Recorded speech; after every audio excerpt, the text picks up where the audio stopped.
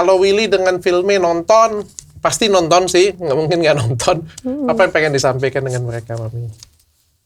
Aku minta maaf sebesar-besarnya, walaupun sebenarnya minta maaf ini udah sering. Aku pengen selesain ini gimana pun caranya ya, biar udah kita damai yuk dok, yuk. Aku tahu aku salah. Oke, yuk kita damai, boleh nggak? Kita duduk bareng, aku minta maaf secara langsung. Nggak apa-apa kalau misalnya aku ngerti, pasti aku mungkin maaf boleh. Tapi apa yang telah terjadi akan menjadi sebuah luka, aku tahu. Dan aku terima.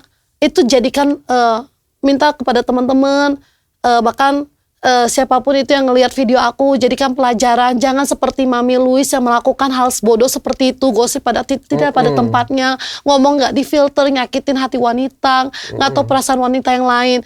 Kita jadikan pelajaran, terus ya jangan seperti itu lagi. Dan aku juga janji saya nggak bakal ngelakuin itu lagi, dok. Oke. Sebenarnya niat saya cuma satu sih dari kemarin, damai. Oke. Dan minta maaf. Saya bersedia, dok. Saya minta maaf sampai semua temen-temen kan bilang nggak guna minta maaf kayak gitu, nggak diterima. Jadi aku tuh mesti gimana minta maafnya.